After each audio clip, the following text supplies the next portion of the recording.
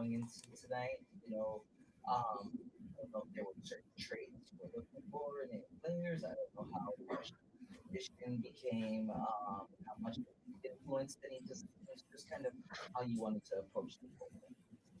Yeah, I think the strategy was to make us better now and to make us better later. And so we went into a draft where we felt like there were some incredibly competitive players. I think we were looking for that kind of competitive core in the folks that we were targeting. I think the other quality that I would say that away out of everybody that we picked is just a kind of explosiveness and a speed on the court. We're, I think, as Coach Johnson has shared previously, we're looking to play a very quick game, and I think we've got some folks that can help us run, and I think they complement our existing core incredibly. Great. Hey, how you doing? Jade Lawson, 7 News. Hi, Jade. Well, nice to meet you. Nice to meet Congrats you. on the draft night. Thank Two you. questions for you, and then I'll pass it on.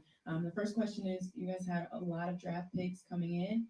How do you plan on continuing to develop this kind of rookie, a lot of these rookies that are coming into the Mystics team? And then second of all, question is, I think I spotted Elena Deladon in the war room tonight. What was that like?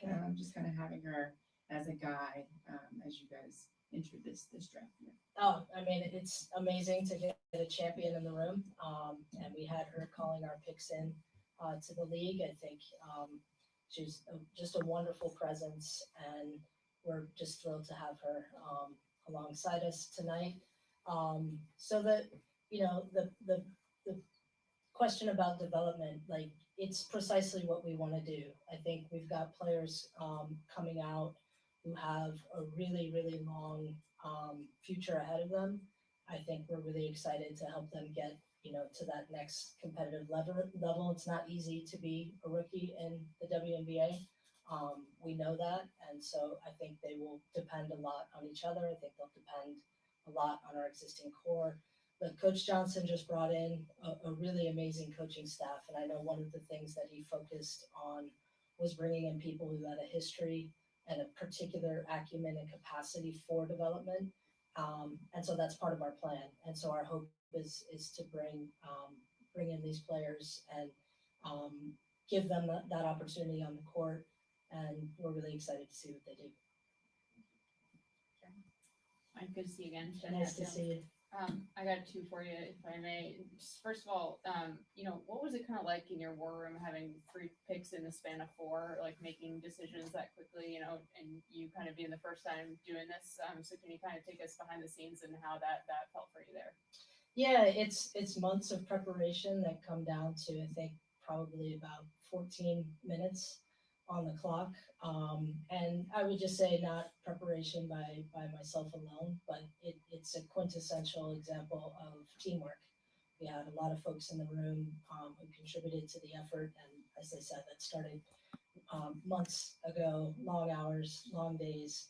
And so it was the culmination of all of that. I think what we saw was the ability to execute in just 12 minutes was a reflection of the kind of preparation that we had. So it's a fantastic energy. It's game night jitters, and then getting out on the court and making decisions. But most importantly, it represents the work you put in before. And then just as a follow-up, did you ever consider trading any of the first round picks, or was it always that you wanted to keep those 3 and kind of move them along in your organization together? Yeah, I mean, it's a long process. And so I think as we went along, we wanted to keep our eyes wide open for opportunity. Of course, our goal is to help our team get better. And that can happen through drafting players, that can happen through trading the picks. And so we wanted to understand what the opportunities were that were out there and compare those against our goals and make decisions based from there. What's going on, everyone? Welcome to the Focus TV. We're joined as always by Octavia Wyatt, Raymond Lyons, Cardo Dudley Jr. I'm Wilson Tarpe Jr. We're going to get straight to it. As you guys can see, we kicked things off. Cardo was up at Capital One last night as the WNBA draft happened, which means media availability for the front office after they made the selections. Washington had 3 picks inside the top 10. We will break some of that down a little bit later, as well as hearing some audio that was captured from draft night in just a bit. But with The WNBA season is set to begin. That means the NBA season. The regular season has come to a close at least. Ray, the floor is yours. How did the Wizards wrap everything up? Actually wrapped everything up on a good note. I had an exciting win over Chicago in the season finale. It's super fitting that Bub hit the game-winning shot. It's coming off a great rookie season, man. Shout out to him. He played all 82 games, and just continued to develop throughout the season. So yeah, man, it's a bright future for him. Just looking at what the Wizards have ahead in total, next year we should start to see some motion. They went through the tanking thing. I get it. I don't approve, but that's what we are now. They'll most likely be drafting extremely high. They'll get their guy, and then it'll be year 2 for this rookie class. They got a lot of live reps this year, so we should start to see part 1 of this plan start to get some motion. Like I said, man, all 3 rookies they played a lot, which is a good thing and a bad thing. The bad part about it is that means the Wizards weren't very good. The good part about it is these guys were able to get some experience, get a year under their belts. They basically played starters minutes for the majority of the season. And yeah, man, we saw them add stuff to their games. We saw them adjust. We got a good glimpse of what they need to improve on. We talked incessantly about Sarr. His main thing is just improving his body. Skill-wise, he obviously can compete at this level. He's versatile. He's got good size, good skill set. He just need to he needs to live in the weight room this summer. We talk about him not really being able to use everything at his disposal because of because he's behind physically. So yeah, man, once he gets that piece, then we should really start to see him do some damage. Bub, he grew as a point guard. He was able to run the team at times. We already knew he was capable of from mid range. He added the 3-ball. It was a little more consistent in that area. So yeah, man, he'll be able to continue to grow in that role. And defensively, he brings it. He competes hard every game. George, we also saw him able to spread his wings a little bit. He played a little point guard at times. He's got good size and length. He's a versatile wing player. He can do a lot of things on both ends. So yeah, man, I'm excited.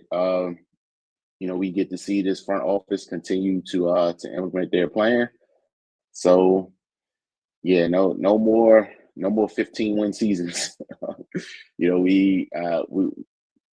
For me personally, what I want to see from them next year is they should be in striking distance of the play-in. I don't think that's too much to ask, given the talent they already have and the talent they're about to add. So yeah, man, it's from a win-loss standpoint, we kind of knew what it was going to be walking into this season. You just got to charge that to the game, but now it's time to get this thing trending in the right direction. And I'm optimistic that they'll be able to do that. These young guys really impressed me this year. We talked about it at the onset of the season that their development is going to be key to whatever the Wizards are going to have going on moving forward. So the fact that they were able to produce and they rose to the challenge, that makes me feel pretty good about the future. Then you got guys like Kispert. Bilal will be going into his 3rd year. Before he was sidelined with the injury, we saw the improvements to his game. That's a guy that's a perfect example of working on your body between your rookie year and your 2nd year, and things looking different on the court. He started to dish out some punishment instead of just taking it. We seen him with some strong finishes. He started to dunk on people, and guys were making business decisions. So that's a blueprint for Sarr to follow. So yeah, man, it's go time. We've been in the dumps long enough. We got some solid pieces to build around. It's time to make some noise. It's time to get this thing back rolling. Sure. Also, as if you guys get a chance, get over to the channel. We've been doing as of late, kind of doing some mental exercises, looking forward for the Wizards, continuing off of what Ray was talking about in terms of, I know we've looked ahead to the different scenarios on draft night. Cardell and I took a little extra time after Sunday's game. Again, hell of a shot by Bub, where, we really kind of went in depth of looking at the roster for the next couple of years, just discussing what they can, like the possibilities that could happen. So get a chance to check that out. Also got a few exit interviews up there. It was refreshing to hear some of the veterans who had joined the team late talking about what they thought of the Wizards before they got here, and then what they are leaving, their impression of leaving the Wizards is, which is two totally different things. And the impression they had before they got here is the impression we all thought people had. So, in terms of several times it was mentioned that it was a, night off, career nights could be had. So shout out to this young group for changing that a little bit. Again, WNBA draft last night, so we're going to go ahead and shift gears. Let's take a look at the draft as a whole. Then we'll listen to the 3 first-round picks Washington had. And then Octavia and Ray want to hear what you guys have to say or what you guys think about them after hearing their audio. But first, we'll start as a whole. Cardell, let you lead this off. Your thoughts on the draft night as a whole. I think it was a lot of teams as a whole trying to fill needs more so than just get the best talent. A lot of with the movement that went down in off season. I just think a lot of teams went with after the first 2 picks. Obviously, we knew Paige was going number 1, and Malanga from France. We knew she was going to. Hell, it was even a chance she might have went number 1, depending on the team. She's that talented, but I just think a lot of teams just went with more so needs, more so than talent, which is different than other drafts where it's like, who's the best talent? Let's get that. Shot making and versatility is what you saw throughout the draft for a number of teams, and like that's a byproduct of the movement that you just saw in the off season. It's gonna be a totally different WNBA than what we dealt with last year. A lot of new faces in a lot of different places, man. And the main thing is, can they build the chemistry up to be able to challenge the Liberty, the defending champs, or the Aces or whatnot. Also, some surprising drops for some players. Obviously Cheyenne, we've seen her grow throughout her career. Just knew she was going in the first round, not just the first round, the top half of the first round.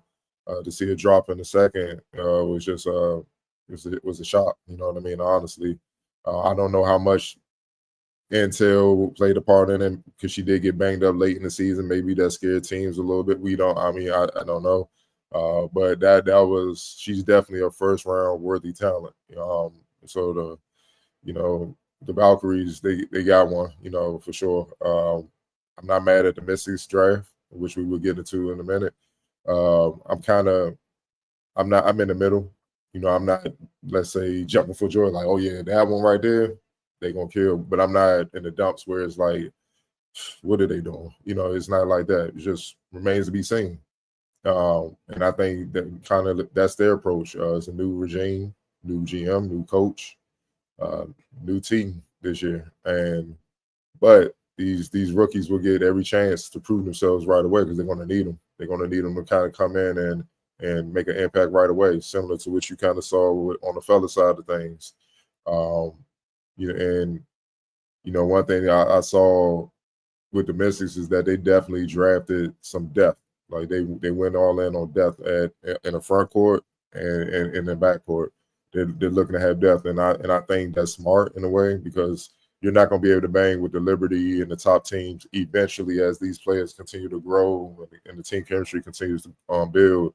You're not going to be able to rumble with them if you don't have depth. Like having starting 5 or having 2 or 3 stars in the starting 5 that can go get it, but then your second unit is kind of subpar.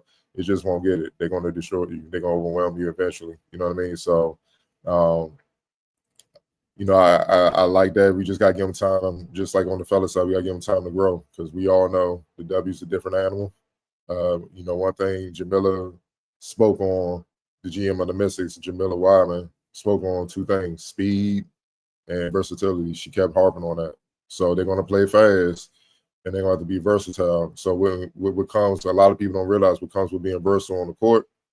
You got to know a lot. You got to know a lot of different positions. You got to know every position and what they do because the coach can throw you in that position at any given time. And you got to know how to operate in different positions and various roles on both ends of the court. And sometimes it's play to play, quarter to quarter, game to game. And that's not always tough. That's not always easy to do. It's very tough for players to catch on. So we're going to see how much they can, take on. I'm talking about the rookies from day one as, camp goes, preseason goes, and then we get into the regular season. Also the new team, the Golden State Valkyries, they went international heavy, and I'm not shocked by that. Being in the front office program with the NBA, blessed to be in that program. The GM for the Valkyries, heavy international presence. She's from overseas. So I think she got a feel on who the top talents are. Obviously, where they were picking, they didn't have a chance at Malonga, but they drafted some talents from overseas, and obviously people here always snub their nose at the international players because they don't know who they are, they never heard of them, but it's the job of professional teams to know who they are. So it's the same thing, wait and see based on the highlights and their production, the fact that they've been pros for years. It shouldn't be that much of an adjustment because it's rare you kind of get international players that come over here to the W because they don't always come to the W. Some just elect to stay over there, but the ones that do, they usually find their way to make some type of an impact, if they don't emerge as stars. So it's never for waste. And then, also, I think throughout this draft, the one position that was heavy was the wing. The wings were deep in this draft. And that goes to show you kind of with the dominant position is starting to emerge. The last few years, obviously, has been up front with the fours. We call them, I call them the unicorns, the Stewies, the John Quayles, the Asians. Those are the unicorns. You need one of those to really be able to bang. But you're starting to see the wings start to not, in a sense, emerge and catch up to that level, if not surpass it. So you need a variety of wings and versatile guards, players that can go through 1, 2, 3, play either position, and be able to guard those positions and be able to thrive, man. So, it's going to be fun, man. And I know Sarah Ashley Barker, that game against Maryland, she came up. That was a come-up game, man. That definitely moved up the draft boards because that was a hell of a performance, man. So it's just good to see a lot of the ladies that you saw produce throughout the season get their just due and accomplish the goal and accomplish the dream, man. So overall, it was a pleasant surprise. It was good to see. Also, shout out to the local products. They don't really get the pub that they should get, man.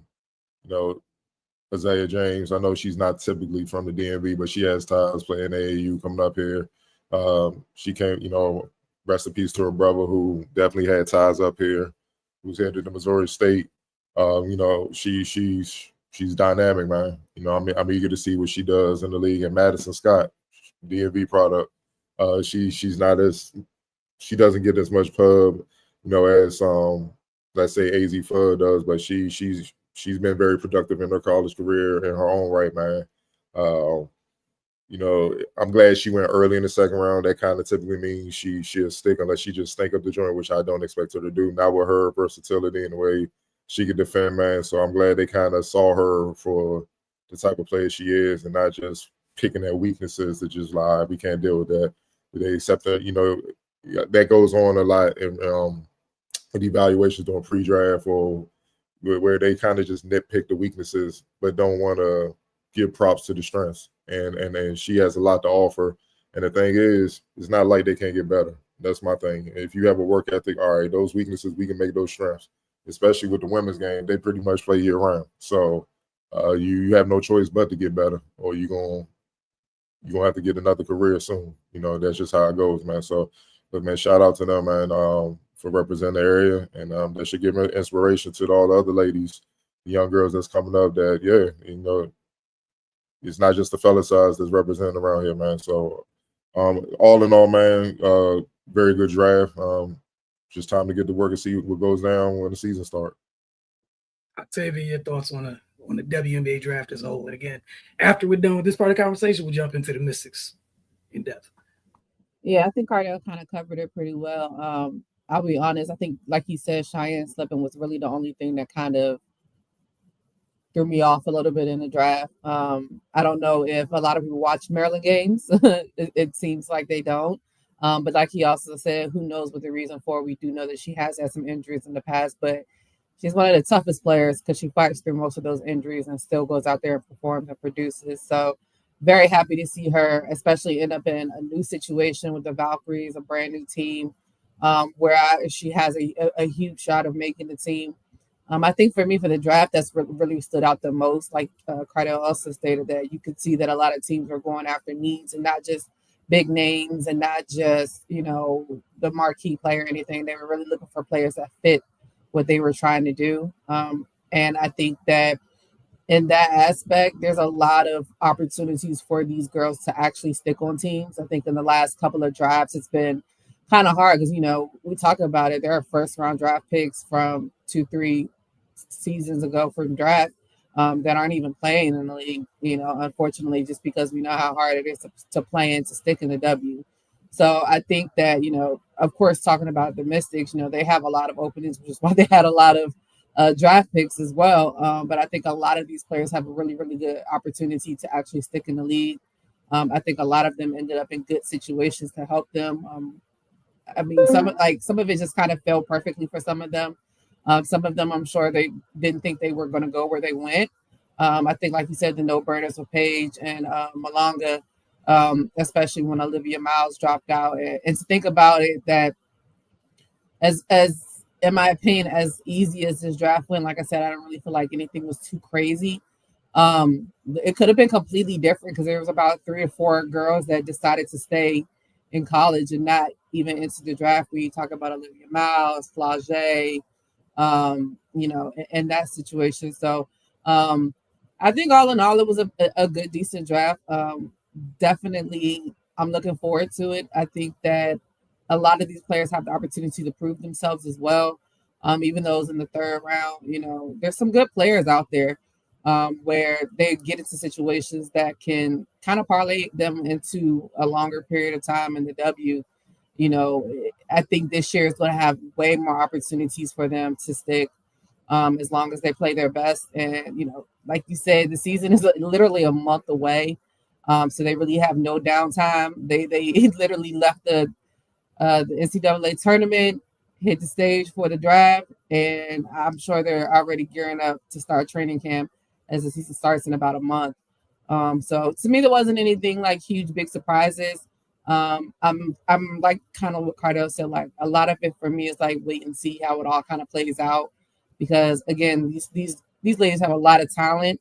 I'm just looking forward to see how it meshes with the new faces in the new places, like you stated as well, because we know in the W there's been a lot of movement going on from players who were on one team and now they're on a completely different team. So a lot of these teams are going to have new pieces mixed in with these young players as well. So just interested to see how that's going to work out. Ray, your thoughts? Oh, go ahead, Cardell. You about to jump in? It's one thing. Also, my bad. I forgot about Leala King from Notre Dame, DC born as well. She's another local product. She don't get as much pub as Citron and Miles and her dog or whatever, but she held it down inside for Notre Dame, and that's why she was a big part of their success as well. I want to just put her in that group as well. Ray, your thoughts on the draft as a whole? Yeah, man. It's always a good night, man. I always enjoy the WNBA draft. Like everybody else, I was kind of shocked to see Cheyenne fall that far, but I mean, we all know what type of player she is, so I think that situation is going to work itself out, and it's got to be exciting for her to be in on the ground floor with the Valkyrie. That's a good spot for her to be in, man. New team, it's just, of course, she's getting top-notch facilities and all that stuff. So glad she landed there. And also, I was a little shocked not to see Diamond Johnson get drafted. But I mean, we all know what type of player she is, and I think if she can get into a training camp or something, I think she'll make a team. She's been dynamic her entire college career, and we've seen her be able to compete with pretty much every name at her position I was called. So yeah, man, just looking forward to seeing how she navigates this situation.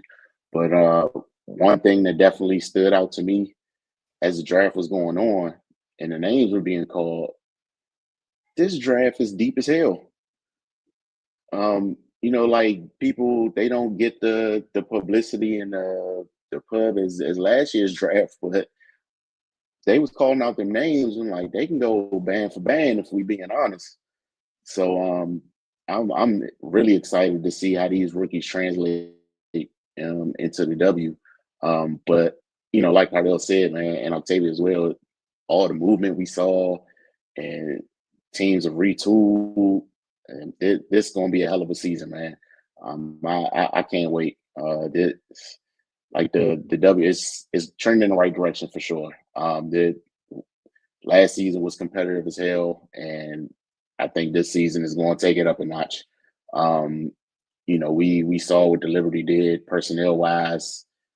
No secret, they're trying to repeat. I think adding Natasha Cloud was huge for them. And then other teams as well. Minnesota, they still going to be in the mix. They really didn't do too much, but they really didn't have to because obviously they were in the finals last year. Yeah, man. Phoenix, they retool. So it's going to be super interesting, man. But yeah, just definitely congratulations to all the ladies that had the opportunity, had their name called last night. Definitely looking forward to seeing them get to work. Yeah, as you guys all mentioned, just starting off with Shy, watching her all 4 years here. The biggest thing, Cardell, I know we were in a group chat, you, me, and Ray, last night, told was initially was just, I wish she got to go through this year injury free to see how this draft shakes out. That said, Golden State, I have to learn how to say the young lady's name they took with the 5th pick, but you want to talk about start for the ground up, ground floor, what have you. That's a big backcourt. It's a big young backcourt, man, with 2 guards that are capable of being lead guards. Hey, man, I'm not mad at it. I'm not mad at that at all for them. That said, Octavia you guys talked about the depth and all these players. I think the other thing is I hope some of the players that were holding some of the, and I'm not saying it's a bad way, some of the role players in the league after all this movement are ready to fight to keep their jobs. This group of young ladies, I think a lot of them are suited to come in, and until they figure things out, fully, their ground floor, they're capable of taking those rotation spots. So I hope, the ladies that currently have those spots are ready. I know one name that surprised me was Thierry, who plays at Ohio State. She has a clip. I think she went in the 3rd round. If that's somebody you got in a 3-and-D role, she's going to excel. She was asked to do more than that at Ohio State. Talk about Anissa Morrow, can get after on the glass, what have you. There's just a lot of people who are comfortable playing roles in the teams they were in that while you're trying to figure it out here, that's a deep 2nd round. I know I keep flipping through it while you guys been talking. That 2nd round is crazy. The 3rd round looks even crazier. As I tell you said, how many years have we seen where the whole everyone's 1st round doesn't stick? This 2nd round and some of this 3rd round might be moving people into free agency. So I can't wait to see some of these battles in camp, what have you. That said, get over to the Mystics. Real quick. Go ahead. So on Diamond Johnson, I kind of feel I'm with you. I kind of feel like she should have won the 3rd round, but the thing that scared her was the size, man, 5'5". I talked to some other, WNBA personnel about that. I'm like, why you think she dropped? And they said the size, and also she put up numbers, but she was highly inefficient against the more high major teams and stuff like that when they rumble with them. You know what I mean? I know they beat Auburn, but she was 6 or 17. And think about that, they're looking at it, well, you know, even Maryland is kind of the same thing. She didn't shoot well, but she got like 18 or whatnot. So if you can't handle that consistently against the high major, what are you going to do in the W? When, like Wilson said, you got 6'2", 6'3" guards that are moving, and that's what's scaring them. You know, to be honest, man, like hopefully she get invited to camp and be able to prove them wrong. That's what it's about, man. You know what I'm saying? Sometimes you just got to make believers out of people, but that's the knock. You know, that's the thing, man. So, you know, because it was one girl I was looking at that went, I'm not trying to pick on her, but Michigan, Jordan Hobbs. So I looked at Jordan Hobbs' numbers. I'm like, man, she shot 41%, and that's what I asked. But then she was like, yeah, but she's 6'3". So she can help you in other areas if she can. Offensively, she never gets up the bar and stuff. Whereas Diamond, if she can't shoot well, and when I mean be a pest on defense, Muggsy Bogues-esque, like, I don't want to dribble against her. Here, you take it. If it's not on that level, I mean, it's gonna be tough, man. It's gonna be tough, man, and that's just the reality of the pro level. It is what it is. All right, we're gonna go ahead and listen to some of the audio from last night. Cardo got a draft availability. We'll go through the 3 first-round picks, and again, I'm gonna try to play them back to back to back. And after that, I want to hear what Octavia and Ray have to think. I already heard some of it. Cardell was there to hear it live. So you guys listening, as you guys, you all tuning in as well, please do the same. We'll get this up on screen, and we'll start with Miss Citron. Here we go. I'm here with the media in Washington. There's quite a large contingent here who's excited to speak with you. So we're going to take some time to answer some of their quick questions. We're going to ask them to each individually introduce themselves so you have a little bit of clarity, and then go ahead. Kareem? Hey, what's up, Sonia? Congratulations. This is Kareem Copeland from the Washington Post. Nice to meet you. Nice meeting you also. As the season was going on, actually, I was asking some of your teammates kind of what part of your game doesn't get enough credit. And so that's why I'm going to ask you the same thing. Of do a little bit of self-evaluation. You know, we know you for your versatility, but what don't you think you get enough credit for? Yeah, I think that I am a great off-ball player. I think that I'm really good at cutting and knowing when to cut and just moving without the ball. And then I also think I'm great at just running in transition. I'd say those 2 things. And just a quick follow-up to that, has that always come naturally, or do you feel like that was something that you specifically worked to develop? I honestly think it has always come naturally. I've always loved to cut and just read the eyes of my point guard. And yeah, I think it's something that I've always done. Cool. Thank you. Hi, Sonia. Thank you. Hi, Sonia. Brandy Sims from Sports Illustrated. How you doing? Good. How are you? Good, thanks. How do you feel about joining the Washington Mystics organization? What are your thoughts? Yeah, I feel amazing. I mean, I'm really, really excited. I think it's a great team. It's a great opportunity to come and try and, just impact the team in different ways, whatever ways will help the team win. So I'm really excited. I think it's a great opportunity. Thank you. Hi, Sonia. Jen Hadfield with the Next. Georgia was talking in her interviews in New York just about how excited she is to play with you. And I'm curious, how much you've gone against Kiki and Georgia before or played with them and kind of your thoughts on teaming up with them.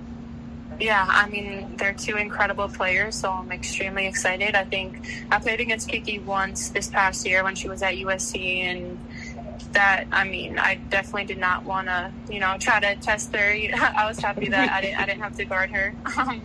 But Georgia, I played a bunch when she was at Virginia Tech. So for 3 years, I was one that guarded her, having to chase it over, under a screen, just terrible. She was getting me exhausted. But I'm happy that I don't have to be the one to guard her anymore, and we're on the same team. So I'm excited for that. Sonia, Tyler Byram with Monumental Sports Network. Congratulations on getting selected to the Mystics. Thank you. Just overall, what was this whole process like for you going in? And I know it was a short turnaround from the tournament to now tonight, but just from step 1 till now, what was it all like for you? Yeah, honestly, it's gone by so fast. It was just a lot of trying to get ready, you know, and that entailed different things. I talked to my performance team to see what was the best thing for me to do. And then just going to classes, training, trying to get better, trying to get ready. And then obviously there was a lot of nerves and anxiousness, just wanting to know where I'm going to go. And now I can say that, you know, it's a huge sigh of relief, knowing where I'm going to go. So now I'm just excited for the next part and getting ready for training camp and what's next. There were a lot of people prognosticating you to go pretty high in this draft. Did you still believe it when it happened and you heard the commissioner calling your name? Yeah. I mean, it was obviously it's nice to hear that. I don't think I really paid any mind to it just because I know that doesn't really mean anything. But obviously it was really nice. It did happen. It's amazing. I'm extremely grateful. And yeah, it was an amazing feeling. Sonia Carita Parks with Double Take Sports. You talked a bit about being excited to join the Mystics, but how does it feel to be one of the first pieces that the new leadership team for the Mystics picked in the draft? Yeah, I mean, I think that's a huge honor. I think it speaks to what they see in me and what they think I can do. And I just want to, you know, prove them right and live up to that. And again, just try and contribute in any way that I can to help the team win. So I'm ready to fulfill any role that I need to, whatever will help the team win. Hey, Sonia, this is Jade Lawson from 7 News. How you doing? Good, how are you? Congratulations. Thank you. You had the opportunity to play under Coach Neil Ivey at Notre Dame. Was there any advice that she gave you as a coach and as a former WNBA player going into this process? Yeah, honestly, just be confident, be yourself, be confident. She's someone that has always instilled confidence into me. She believed in me when I didn't believe in myself. And through these 4 years, her confidence in me made me confident. And so just continuing to embrace that, be confident, know what I bring to the table, never doubt it. And again, just be myself, be ready to learn, to grow, and take it all in. I think that's it. Thank you, Sonia. We are here in Washington with a local contingent of media who have a couple questions for you. So they're going to identify themselves and then ask their question afterwards. Okay, sounds good.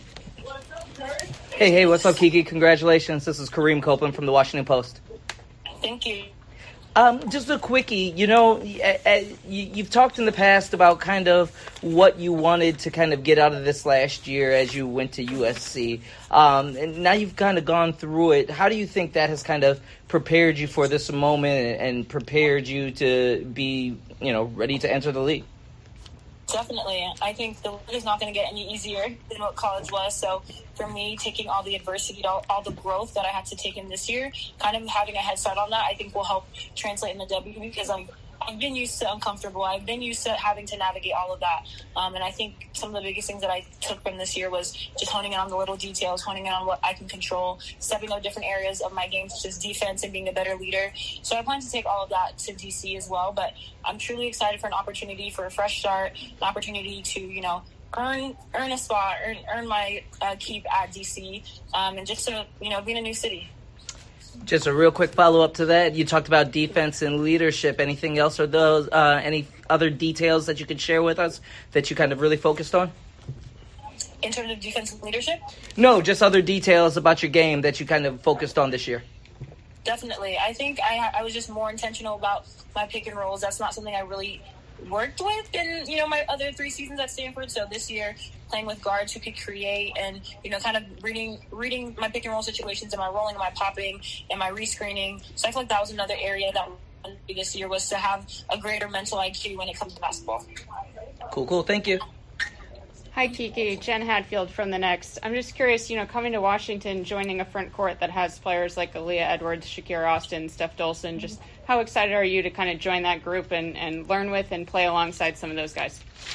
Yeah, I'm super excited. You know, Steph and Aaliyah, we've been with them all weekend here at the draft, so it's been exciting to talk to them and not to be teammates with them. I'm super pumped about. And then Shakira, I worked out with her a little bit in the summer when she was down in LA, so I'm familiar with all 3 of them, but I'm excited to learn from them. I'm excited to compete against them, and, you know, I'm just excited to, you know, have another opportunity to play basketball.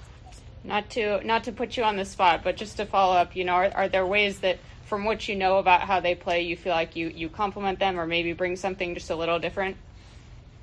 Yeah, I think they all are just very aggressive. They play with so much intensity and just are relentless when they play. So I feel like that's something that I'm going to add to and contribute to. I'm going to definitely add some of my outside shooting, plan to stretch the floor as well. But just keeping up with them, I feel like going against great players that are in my similar position will only make me better. Awesome. Thank you. Kiki, congratulations. Tyler Byron with Monumental Sports Network. Thank you. You mentioned opportunity that you have with this team. I mean, it's going to be a brand new team, new general manager, new coach, new style. What are you most excited about with having just this, you mentioned, fresh slate ahead of you? I'm excited to be a part of what the Mystics are building. What an opportunity to come in and kind of help shape the culture that we want to go to and the direction that we want to go to. So I feel like there's so much right there in terms of just being one of the first few to help us get to this vision that our GM and our coach has for us. But I think also playing with a lot of youth, like, you know, there's 2 other girls that got drafted to the Mystics in the same draft, and then they have a lot of young players as well. So to be able to play with them, I think will be super exciting.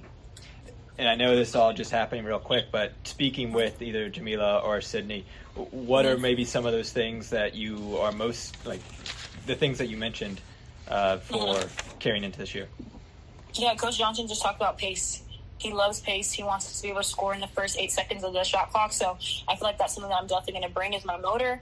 I'm going to run that floor. That's one thing I know I can do. So I'm going to make sure I run that floor and just bringing in my defensive intensity. That's something that we talked about when we were doing interviews, was just making sure that I'm, you know, staying with that. That's something that they noticed from me at USC, that I improved defensively and switching on to guard. So he definitely told me to make sure I bring that with me when I move to DC. Any other questions for Kiki? Kiki, going a completely different direction, but can you tell us the inspiration for your outfit tonight? Yes, so my outfit was designed by a Nigerian designer. Her name is Nneka Alexander, and this is something that I've been dreaming about. I was like, draft day, I'm going to do something with Nigeria, whether it's fabric, designer, something. So I really wanted to work with her so that I could kind of showcase a piece of my culture on like one of the biggest days of my life. And then I also used some Nigerian accessories to complete the whole look. Great, thank you so much. Thank you. Mystics PR, congratulations. Thank you, I appreciate it so much. We have a contingent of media here in Washington who would love to speak with you. So they're going to introduce themselves and then they'll follow up with their question afterwards, okay? Sounds good. Hey, what's up, Georgia? Kareem Copeland from the Washington Post. Congratulations. Thank you, I'm super thrilled. Cool. Just a quickie for you. You know, what part of your game do you think will translate the best to the league? Absolutely. My IQ, the way that I think I'm a traditional point guard, you know, my evaluation and my ability to connect some teammates together. That's something that I take really big pride in, and I play with a lot of joy, a lot of excitement. So just bringing that leadership, you know, being able to connect everyone, that's something I'm super excited to do. Cool. That's quick and easy for me. Thank you. Perfect. Thank you. Hi, Georgia. Jen Hadfield from The Next. Obviously, you're joining Jade Melbourne in Washington. Just curious, you know, how much have you played with her over the years, and just how excited are you to kind of team up with and learn from and play with her here in Washington? I'm so excited because Jade and I grew up playing with each other, with and against. We were on national teams together, state teams together. Even when I was in college and she was finishing up, she played at home in my hometown, Ballarat. So it's very recent. Like, we're always around each other. My family has such respect for Jade. I think everyone in Australia actually does. But the impact she's had, I know, on my little sister, I couldn't be more grateful for. So I'm super excited to be with Jade. And her personality, the way she plays, it's so infectious. And, you know, just, it's going to be a whole lot of fun. You know, it's someone that is Australian, but I've genuinely spent time with, before all of this is happening. And then, you know, it sounds like you were saying earlier from the draft that you've been excited to potentially play with Sonia for a long time. Can you just tell us a little bit about that, how that kind of started and how it feels knowing that you're now going to be her teammate? Yeah, we played against each other when she was at Notre Dame and I was in Virginia Tech. Every single game we played them, she was guarding me, you know, and they had like a Hannah, you know, but they put Sonia on me. I always complimented her on how great her defense was and how, you know, stone cold killer she was. She had that attitude where no matter how many times I tried to shake her or try and, you know, brush her off, she kept coming back almost like I dare you to again. So her mentality is great, and I'm a massive fan of her game. I think she's amazing. Awesome. Thanks and congrats. Thank you. Hey, Georgia. Tyler Byram with Monumental Sports Network. Congratulations. Thank you. You mentioned the IQ being one of the strongest elements of your game. I'm just curious, what do you do to try and strengthen that area as you kind of go forward into the WNBA? Yeah, I mean, obviously a lot's going to come through experience. I know I'm not going to be perfect, but I have the most perfect intent. But on top of that, it's film, it's connection with the coaching staff, it's connection with the girls. My IQ, it comes obviously from, you can talk about the reads on the court, but I study it. I study the game of basketball. I love the intricacies. And I just it's always been kind of a superpower, or the way that I've been able to compete is, the way I can make evaluations or be willing to expand the mental capacity of the game. It's something that I've never become complacent with. It's something I take such pride in. So I'm looking forward to coming there and growing it even more. Hi, Georgia. It's Brandy Sims from Sports Illustrated. How you doing? Good. How are you? Good, thanks. How much are you looking forward to taking your game to the next level in the WNBA? Yeah, I'm absolutely thrilled. Everybody wants this opportunity. I was just thankful and lucky enough to get one. So now it's up to me to make the most of it. And, I'm just so thankful and blessed, and I can't wait to push myself and put myself in the best basketball environment there is. Thank you. Hey, Georgia, it's Jade with 7 News. Congratulations. Thank you. Really quickly, thinking about how far you've come from Australia to Virginia Tech to Kentucky, now to WNBA draft night. What's that been like? What's the moment been like for you? It's been so massive. I think you have a little bit of reflection about how much it took to get here, and everyone's stories is different. But I love that every opportunity, or majority of the opportunities that I've been presented, I've made the most out of, and always found the silver lining. So I guess that's why my feet are where they are right now. That was all three. That was all three young ladies that were selected in the first round. Washington did still have 2 more picks that they made. Later it was Lucy Olsen and Zay Green. But Octavia and Ray, your thoughts on what these young ladies had to say, and if you had anything to add to the selections as a whole. And then Cardell, if you had anything to add, just jump in after Ray. Oh, me first? Yes, ma'am. Oh, my bad. No, first of all, I like to applaud that you can tell these young ladies have gone through media training. So, number one, off the back, I appreciate it because they ain't get out there and say nothing crazy. So yeah, I mean, I think they all had great things to say. I think they all seem very self-aware of themselves, which I think is always a great thing. Like, they all pretty much know what they do well and what they want to bring to the table.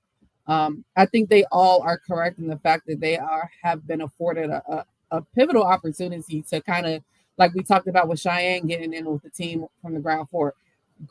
This is kind of the same thing in that aspect. Granted, of course, the Washington Mystics have been around, but again, like we stated earlier, brand new coach, brand new GM, pretty much all of the vets are gone. It's going to be a youth movement going on, and I think all 3 of these young ladies have a good head on their shoulders. I think they have a great work ethic.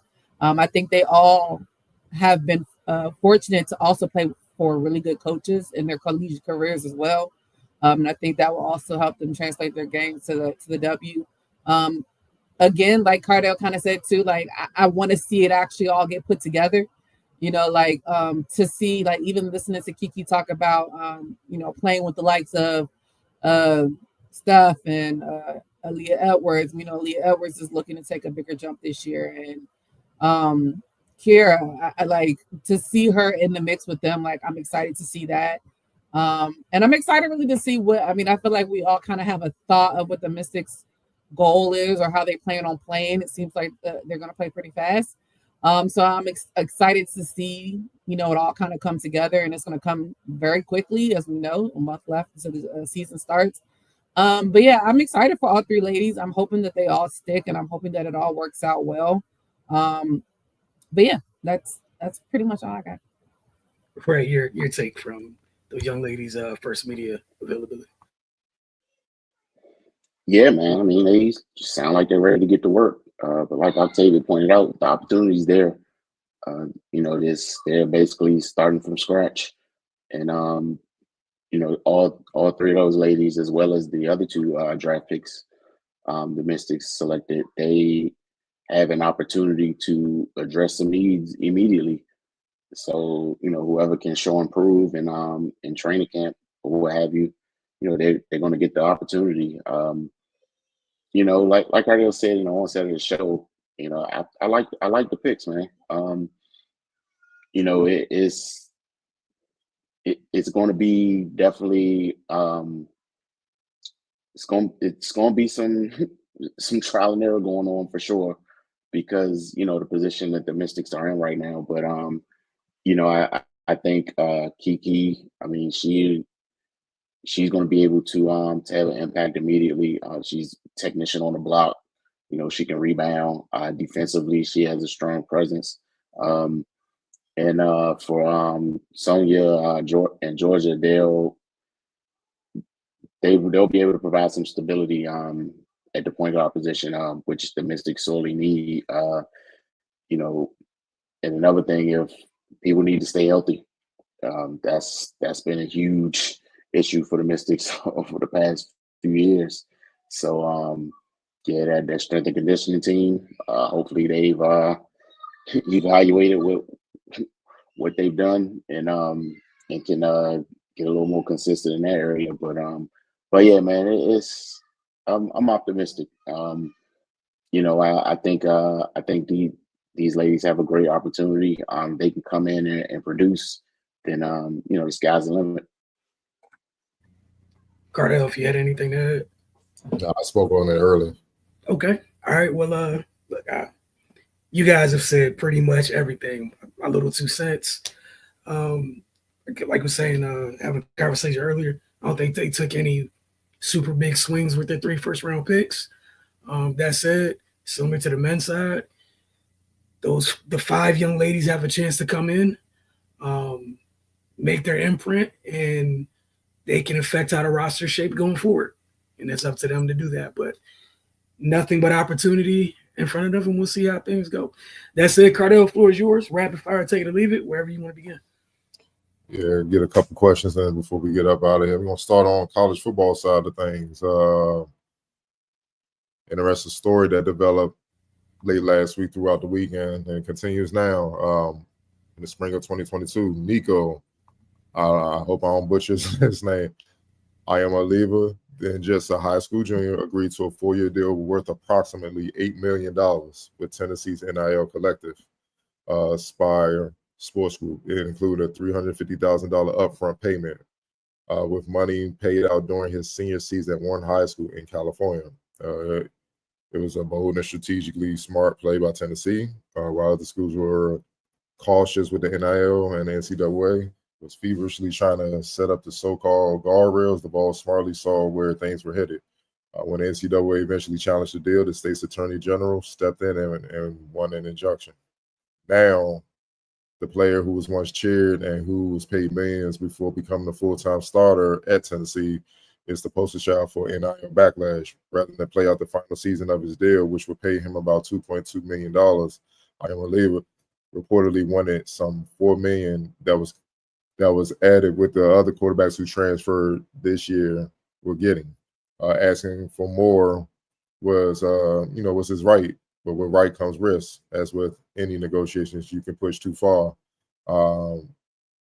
Iamaleava is a promising tough player. He had 19 touchdown passes last season. Tennessee head coach Hooper and Iamaleava had a strong relationship, but when the quarterback didn't report to practice last Friday, there was little choice. Quote, "We're moving on as a program without him," Hooper would say later.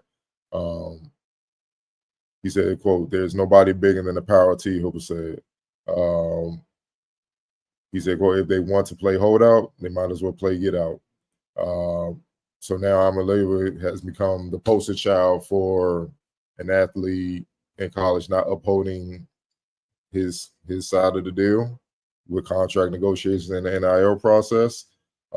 I feel like it's a bit of a foreshadow of what's coming, forecast of what's coming with a lot of players who are playing games who don't understand how business works and understand when you sign on that contract, obligations have to be met, or it can get very ugly. And you can, as we say, jam yourself up. With that being said, Octavia, we're going to start with you. Do you agree with Coach Hooper's decision and just the situation overall? Yeah, first of all, I love the line. If you're gonna hold out, you might as well get out. Like that's he dropped the bar there. But I mean, like Cardell said too, like I feel like this is where it's starting to go, and I think that this could be considered a test case. I feel like depending on the outcome of how this is going to go, it can shift the direction in one way or the other. I feel like if a lot of players see this happen and it don't go too well for my man, a lot of them might rethink it. Now, of course, not all of them. But if he ends up getting what he wants, that's what scares me to make me think that more players are going to try their hand in this situation. I don't like it. You know, it's hard because I really do feel like I was very much pro these players. You know, these college athletes deserve to be compensated for their image and likeness. You know, they deserve it. But I think we're getting to the point where now they're starting to overdo it a little bit. I think it's also difficult because, yeah, they see coaches are able to move in and out and demand this and demand that, but then I don't think they realize that they're not the coach, they're the talent, and that sometimes you can't always get the same thing that everybody else gets. And I mean, granted, I don't watch Tennessee much, so I can't speak on his play specifically. But some of the things I read was, you know, it's kind of hard when he's not even a top 10 quarterback in the SEC, who is trying to stranglehold a university for more money. So it's a sticky situation. I think this is also showing precedence and showing a test case where they need to start putting some ramifications or some rails on all of this. Like you said, like this is like the tipping of what can happen in collegiate sports.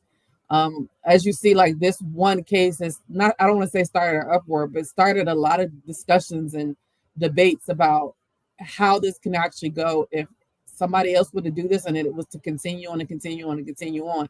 And I think this is what a lot of the old guard, as far as the older coaches, were worried about. You know, not even just in football, but of course we know in basketball as well. Or any top, you know, collegiate athlete or collegiate program that is a big revenue for said school. So I think it's a very sticky situation. I hope some of these players keep a head on their shoulder and realize that you're potentially putting yourself in a situation where now you have nowhere to play. I mean, spring season is almost over. What are you going to end up doing? Are you going to end up trying to get somewhere else where now you might possibly not even play? Are you going to be making less than what you would have made had you just stick with your commitments, you know, and do what you need to do?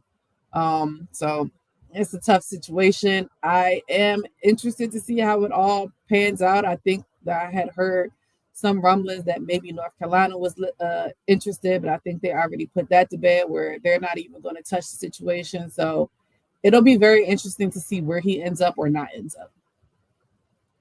Right. Yeah, man, I think Octavia categorized it perfectly. This is going to be the litmus test. You know, depending on how this works out, yeah, I think it's going to dictate, you know, how this goes moving forward. You know, I'm with the university. Like, dude, holding out in college, like, where are we right now? You know, I think they should nip this in the bud, like right now. Like, don't even entertain the conversation anymore. Just because, yeah, this is ridiculous. It's ridiculous. And like Octavia said, man, like I got no problem with, you know, them getting some compensation. You know, they generate a lot of money for these universities and whatnot, but we going too far. And again, like you're not even on the top level of talent. So where does the audacity come from to move this way? You know, this is unbecoming of the number one quarterback in the country. So why do you think you can do it? But that's the world we live in. I'm glad I don't have to deal with it. he'd have been kicked out of his dorm room already. As far as I'm concerned, like, because we're in a society where people want more than what they've earned. So yeah, man, this is foolishness. I really hope that they don't bend or fold, because yeah, like I said, this will open the floodgates. I know, I'm pretty sure people were thinking about it already, and they're watching how this plays out. And people are not going to like it, but they need to make an example out of him. Plain and simple. Like, this is nonsense. Wilson. Hey man, him and his pops had too much dip on that chip, man. Leave that alone. You're doing way too much, buddy. It's the SEC. They will find more football players. That is the wrong conference for this nonsense right here, sir. Think about it. You got your money, then they pay 2 more people who are in competition with you. That should let you know right there, they don't have a money issue. They didn't even feel super comfortable about the money they gave you. They doubled down and paid 2 other quarterbacks behind you. Brother, what are you doing? You think the coach was about to be upset? They probably feel like they didn't get enough return on their investment from last year. That's it. I didn't think he should have chosen Tennessee to begin with. But again, this goes with those decisions. People make decisions and think that you don't have to stick to your decisions and no consequences to your decisions. 1, I think it was a poor choice for where he wants to go, which is the next level. I don't think Tennessee's offense is great for him. 2, that's it. You didn't have to choose Tennessee, but you and your team or whatever probably saw the bread, got what you wanted, you're stuck there. So you signed what you signed. There's no cutting it up and renegotiating and everything else. What are you doing? What are you doing? And this is football. This isn't basketball. Football is known for just let you be the person that everybody's sick of, or you represent the thing that everybody's sick of. They just want to leave you out in the wind and let you see what happens. Like, think about it, right? No one in the country wants you. People should have been knocking down your door, but think about what you just did. Cardell, you mentioned you had, what was it, the governor use an injunction to get you paid? And you acting out. Oh, you tripping. Them boosters probably calling everybody they know. Nah, not him. Like, what do you? It's just crazy. Like Ray said, it's not even like you came in the SEC and set the world on fire. Bro, chill out. You should just went back to work, cooked this year, and then maybe, let the school be like, hey, let's give you a bonus or something. But what are you doing? It's just crazy. But again, like Octavia said, someone always wants to be an example, right? Congratulations. Yeah, he's not only going to be the poster child on the football side, I think he's going to be the poster child for all college sports. When you sign on the dotted line, you got to uphold your part in that contract, period. This ain't the NBA.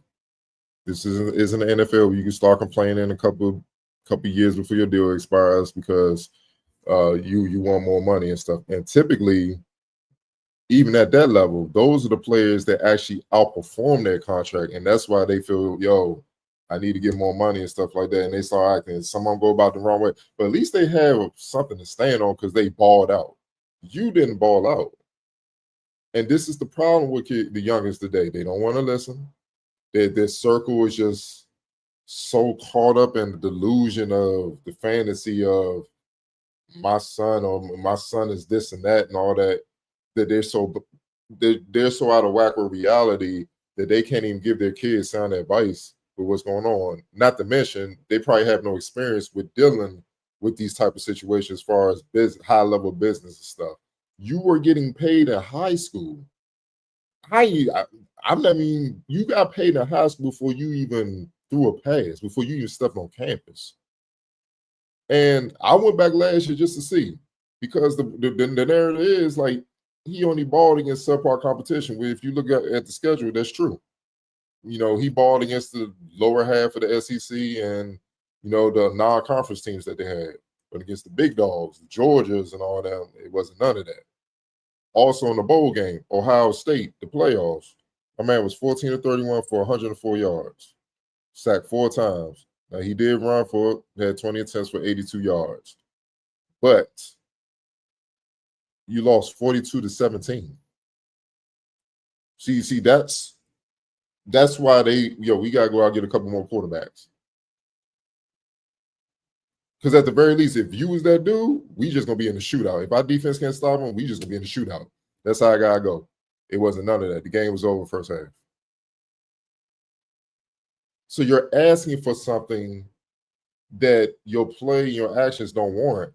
And it goes back to the Michael Jordan interview back when I was in college. When they asked him, he said he feel like the kids are receiving things that they haven't earned. And he said he didn't want to come off as a bitter old school type of guy, but he felt like the game was being cheated because of the kids being rewarded from the efforts of players and what they did prior to them coming in.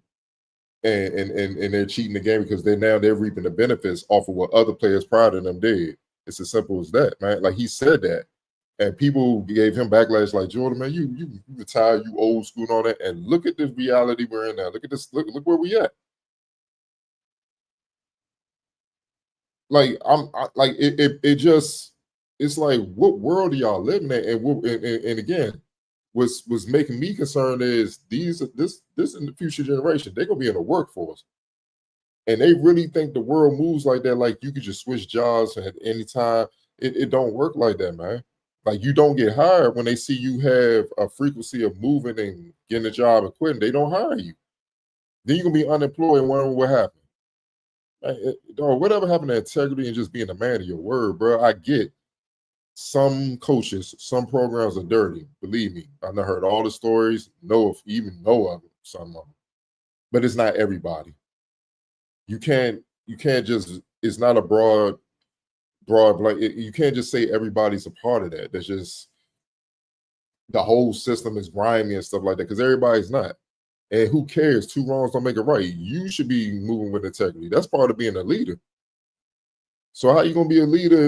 And that's why it's easy for him to cut you, because it's like, 1, you tripping off asking for more money when your play don't warrant it. 2, as a quarterback, I need you to be my leader. You ain't being a leader right now. You're being selfish. So there's literally no reason for me to hold on to you. And if I did hold on to you, this is gonna start a trickle-down effect. I'm gonna have the wide receiver coming and asking for money, the offensive lineman asking for, holding out for more money, my best linebacker, my best safety, my best cornerback. It's gonna be a trickle-down effect. And the bottom line is, we didn't win the SEC, we didn't win the national championship. What the hell are y'all coming in here asking for more money for?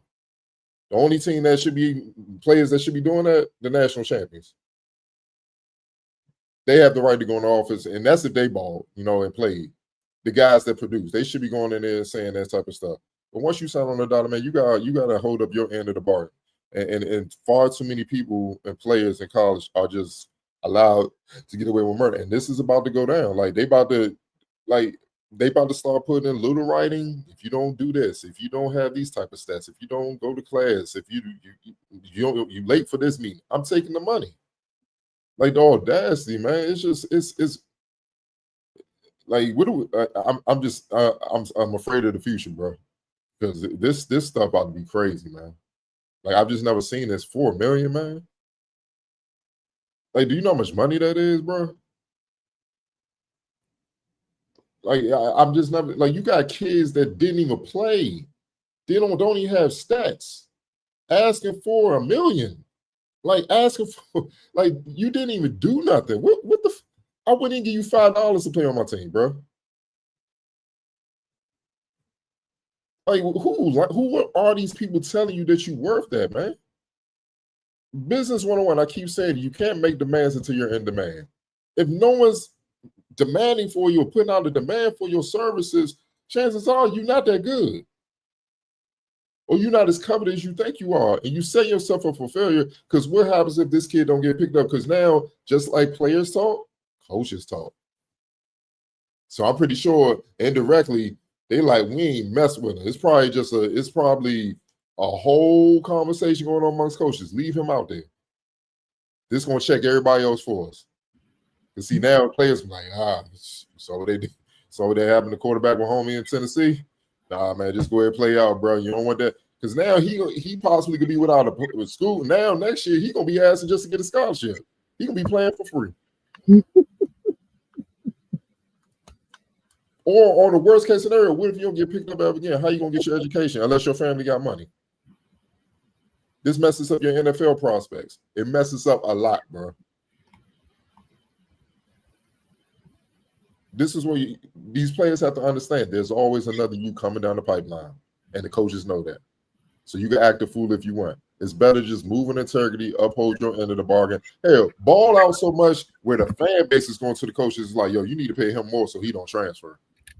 Let other people say that. Let the coach come to you. These are, man, it's gonna be a lot of rude awakenings, man. There's gonna be a lot of kids left out in the cold, and then they're gonna be saying politics, and they're gonna be bitter and stuff on these creating podcasts, complaining like, nah, you messed up. You thought you was better than what you was, and the world showed you wasn't ish. Simple as that, man. Well, we're gonna move on, man. Last question, man. Then we're gonna get up out of here. The NBA, the drama in Phoenix, man. Drama in Phoenix, man. Per NBA insider Chris Haynes and Phoenix radio host John Gambardoro, Mike Budenholzer asked Bill to model his game after another superstar sacrifice opportunities for the greater good Jrue Holiday. Holiday went from the Milwaukee Bucks' second leading scorer to the Boston Celtics' fourth highest scorer, 23-24. Instead of complaining for lack of touches, Holiday maximizes opportunities while focusing on impacting other aspects of the game. It's the most recent examples of a star player accepting the lesser role in order to win, and it worked out as Holiday earned his second ring with Boston last spring, along with another gold medal in the Summer Olympics. Brad Beal, who averaged 17 points per game this season while making $50 million, was apparently displeased by this request.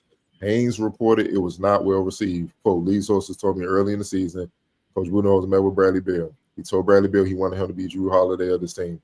Holiday is a player who might become a Hall of Famer, but you got to understand when you're talking about Brad Beal's caliber, it wasn't well received.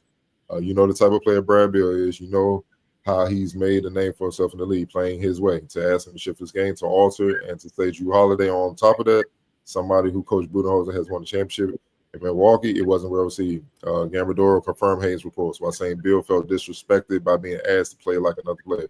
Quote, I know about this story. It is true. Bill told Bud, don't ever disrespect me like that. Don't ever tell me to play like another player. Gambardoro wrote on social media. Ray, your thoughts on this, if true. It could be because you notice when things go to hell these days, teams put out slander posts and slander reports and out there. So if true, what are your thoughts?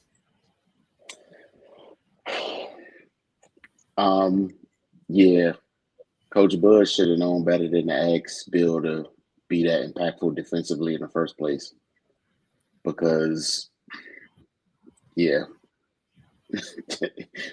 we've seen what he's capable of on that end. But like Brad tripping just like Comey from Tennessee. Like, dog, you've accomplished nothing. Literally nothing in the NBA.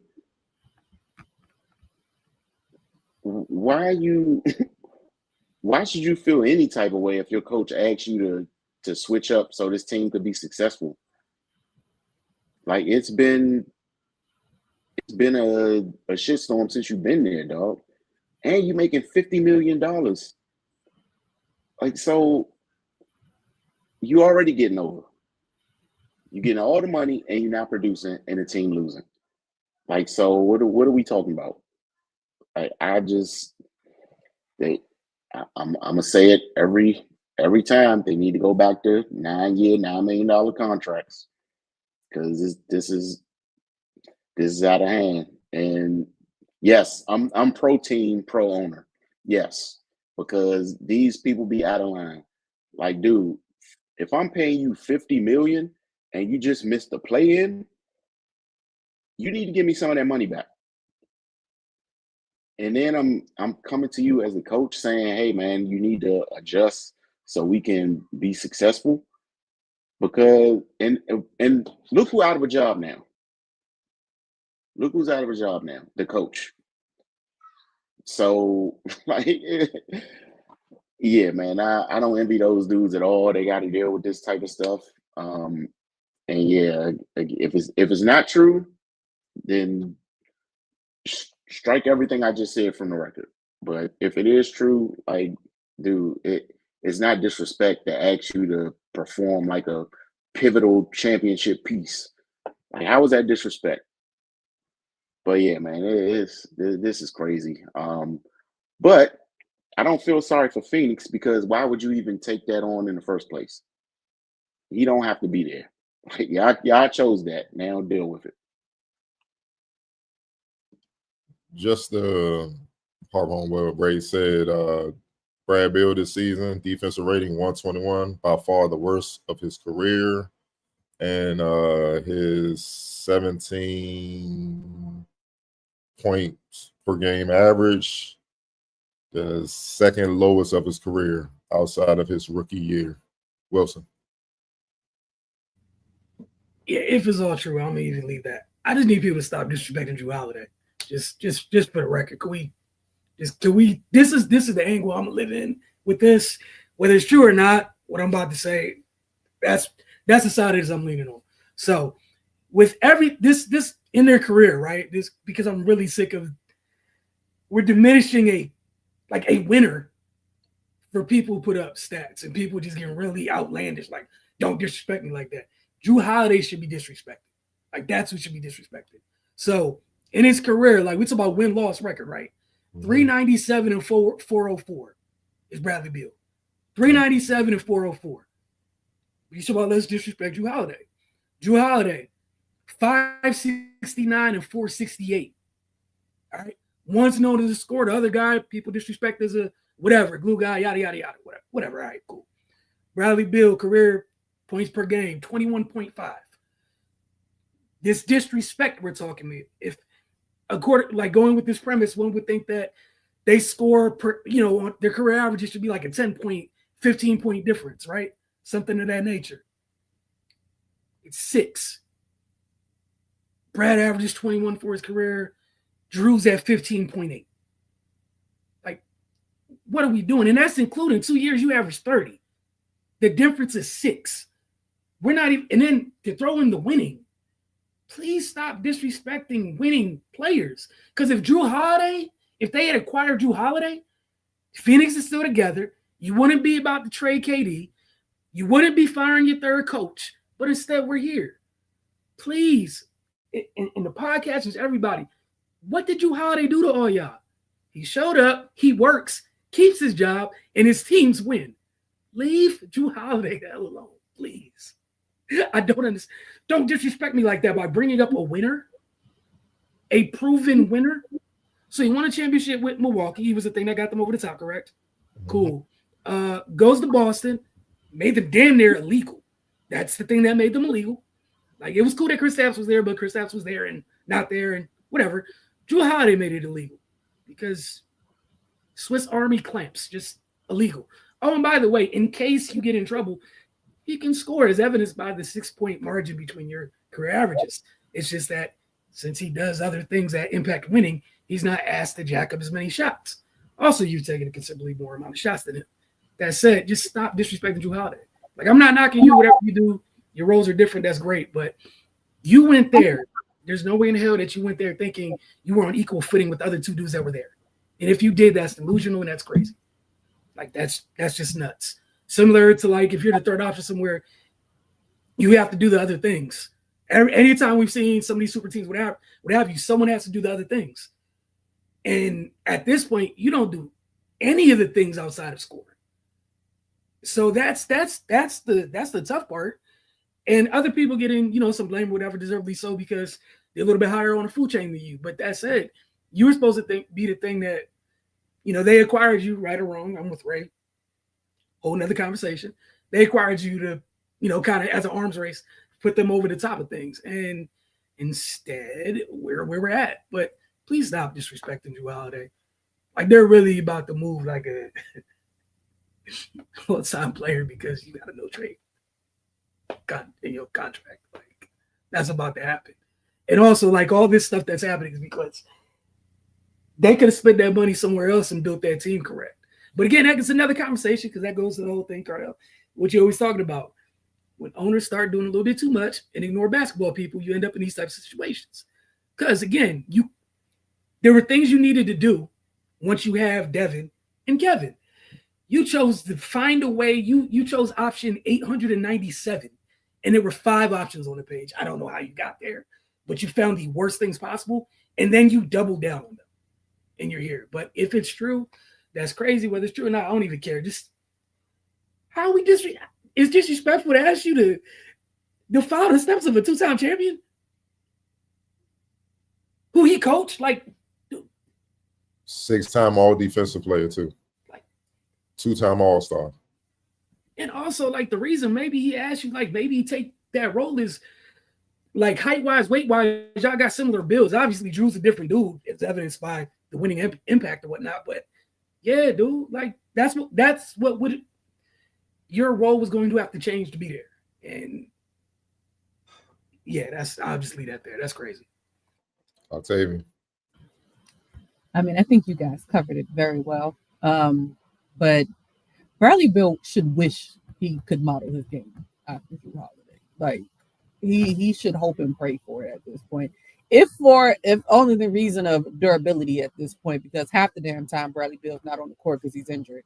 Jrue Holiday is very rarely injured. I think this year probably was the most he was ever injured, and it was a finger.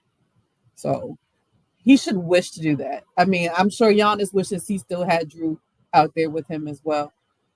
It doesn't, if it's true, again, like you guys said, let's put a disclaimer out there. If this is true, it's par for the course. Like, I've personally always thought, not always, I take that back, but I feel like in his latter years, he started to feel like he's above the fray. And it's just not, it's not producing on the court. Like you already covered, Jrue Holiday, I mean, even with him taking a quote unquote back seat, he has, like you said, 2 NBA championships, 16 defensive all player. I mean, you already laid out the stats. He's won 2 gold medals, I believe, or maybe one in the side. I can't remember the other one. I mean, he's hella accomplished. So to me, it's just his ego as well, you know, just to be like, I'm Bradley Beal. Like, what do you mean? Like, that's how I feel like it probably came out. On the other side of it, Budenholzer probably should have never asked if this is the only other guy in the league who has a no trade clause for whatever reason. Of course, he wasn't going to like that. But yeah, here we are again with the Phoenix Suns. Again, like you said, firing another coach, having to go through this all over again. Devin Booker just sitting there twiddling his thumbs at this point, wasting a good prime of his career. Yeah, of course he has individual accolades, but he's nowhere near ever winning a championship at this point. And it's just I mean, I know you guys said it's a different story for a different day as far as the franchise and it's on its own right. I mean, the owner and himself, like the things he said out his mouth the last couple of weeks and months, doubling down on situations. I believe he said it's like 29 other teams in the league that wish they were in their situation. I literally laughed very, very loud when I heard that. Nobody wishes they were in your situation, sir. Trust me. Nobody thinks that at all. But yeah, I mean, again, Jrue Holiday gets the short end of the stick a lot for players who don't play like that. You know, like you already laid out also his defensive numbers. He don't play like that. He's trying to be a finesse player. And it's just not boding well. He's never been in a winning situation, unfortunately. We know, like you guys said, we've seen it all here in DC for years and years and years. And it didn't look too much different in Phoenix, except it just cost them a whole lot more money and they can't move him.